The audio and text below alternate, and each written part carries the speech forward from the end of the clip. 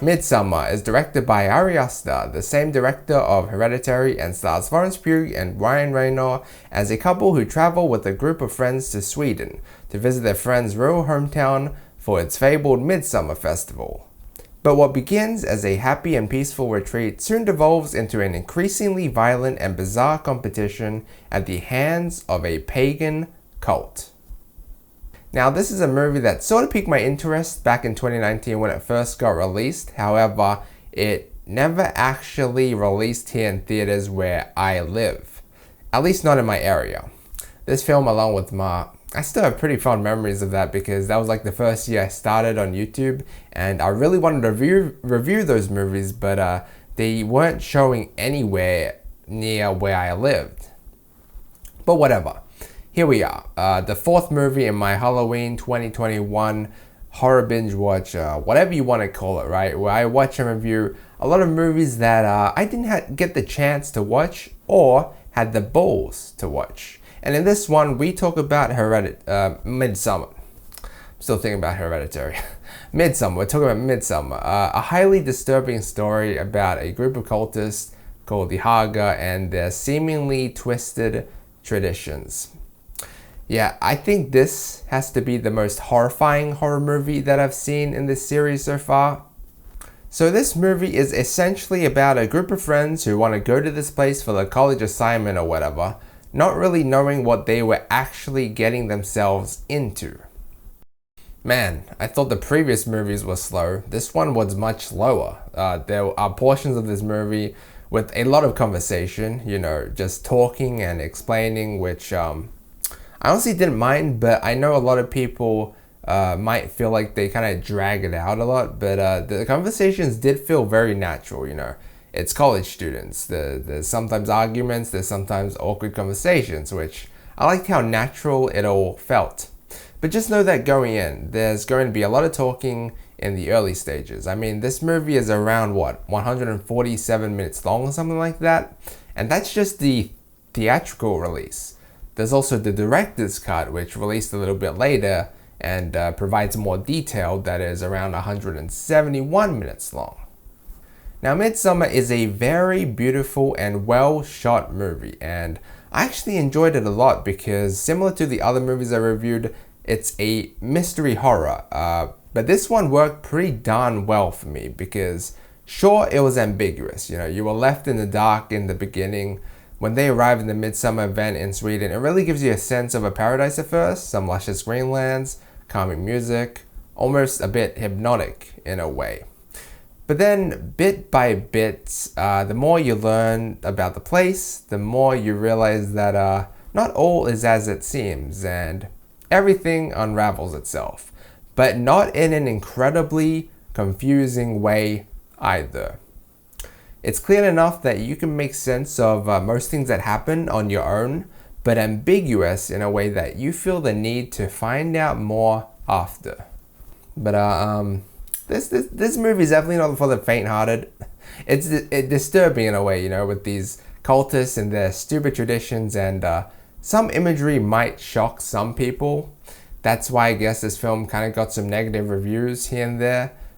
It might be hard to watch for some people.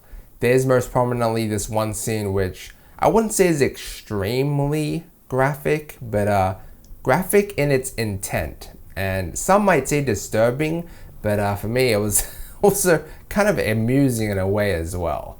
But overall, this movie is a movie that kind of left me feeling empty inside because it is pretty tragic and there's a lot of themes of neglect, trauma, relationship troubles, and some aren't completely obvious, but it is hinted throughout the movie and more prominently in the director's cut. And these in turn produce the horrific events that you see in Midsommar. And towards the end, you can really tell the effect that this event had on each of these characters. And at the end, they weren't even fazed anymore. It's kind of sad, really. Florence Pugh is really good in this. She has to act pretty emotional and traumatized throughout most of this movie, more than anyone else, and she is convincing. really makes me appreciate actors and actresses a lot more because imagine having to act in that like you're in that scenario, but you're not. You know, it's pretty hard to cry on the spot. You know what I mean? You should really do a compare Florence Pugh before and after the events of this film, because it's like one of those what a kid looks like before and after war memes. There is one point where the movie just kind of slows to a halt and a lot of things happen, but I was like yearning to find out answers, and I'm like, are things going to be left unanswered? Because I thought to myself, there was one like direction I would have loved the story to go. Now, it didn't go the way that I thought it would, but I still didn't mind the outcome of it. But I do think they skipped past some things that happened to some characters a little bit too quickly. Like, they didn't even show what happened to some of them, and some of them they showed, but I feel like it just needed more. And I thought the director's cut would help, and it only did very subtly. With that being said, the main things that are more clear in the director's cut are Danny's and Christian's relationship and painting the Haga in an even more darker light. They aren't completely necessary though. I found myself just fine watching the theatrical release, and it wasn't lacking all that much, but after watching the bonus scenes in the director's cut, I feel like they definitely enhanced some scenes a lot more. But I mean, ultimately, this was almost a perfect horror for me. It was ambiguous enough that you didn't know much of what to expect, but towards the end, you can kind of piece things together by itself. And some events are quite shocking and almost mind-blowing in a way, dare I say. This is how I felt with Malignant too, and that's why I feel like they surpassed the other horror movies that I reviewed in this series thus far. Among these things, this film also does a fantastic job with foreshadowing. And it's when you watch the film for the second time where you notice a lot more things, and it's when you watch the director's cut where key themes are shown in greater detail. I'm going to give Midsommar an A-. It was confusing at first, but towards the end it kind of makes sense, and it is a very fascinating movie. If you want a really disturbing and horrifying horror film with a mysterious side to it, then this is it. Look no further. And you know, I'm kind of glad I watched this as well, because this was exactly what I wanted. Exactly what I wanted in a film like this.